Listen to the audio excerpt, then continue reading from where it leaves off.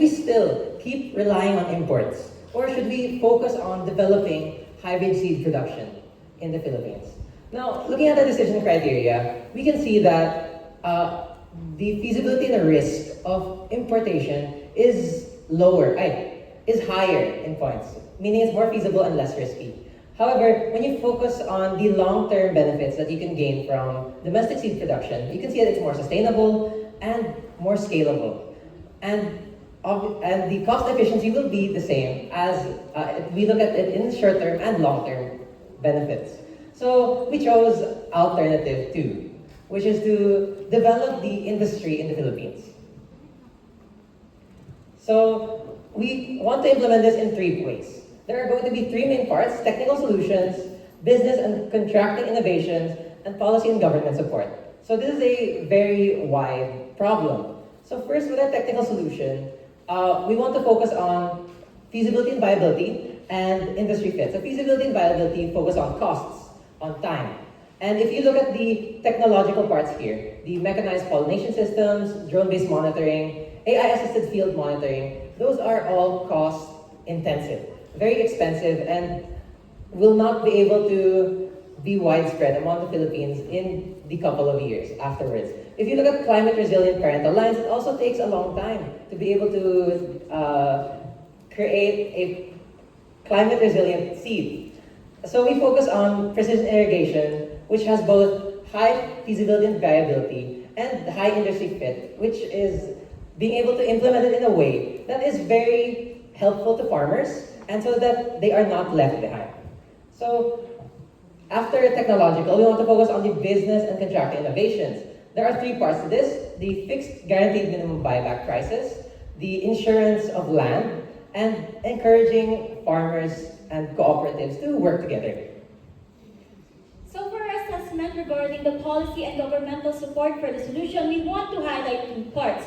First, hybrid seed production could be classified as a strategic industry. Why? Because they can provide employment opportunities, reduce the reliance on imported products, and improve food security programs. And lastly, subsidy systems from the government affect market competitions because according to the research of Zhang et al., it pushes firms to acquire consistent growth for their technological efficiency. So for our solution, there are 3 phases.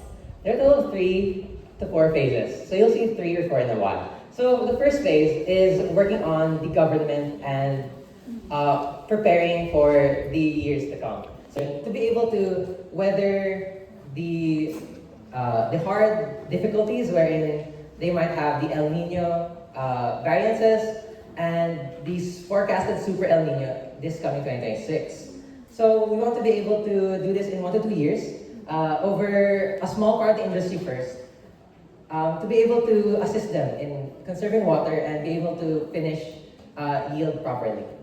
So since this is a national and systemic issue that we are tackling, there is a great possibility that we will encounter problems along the way. So first is the corruption of funds. The Philippine government, we all know that it is run by corrupt politicians. So there is a huge possibility. So to mitigate this, the government should release transparency measures before, during, and after the implementation period. They can take inspiration from other countries that are known for their transparency or from local sources such as Vico Soto. And next is the farmers' lack of confidence, as we mentioned earlier. So they are still hesitant to integrate hybrid seeds in their farms. So to mitigate this, we must collaborate with agricultural extension organizations and programs and continue to promote the benefits of hybrid seed production.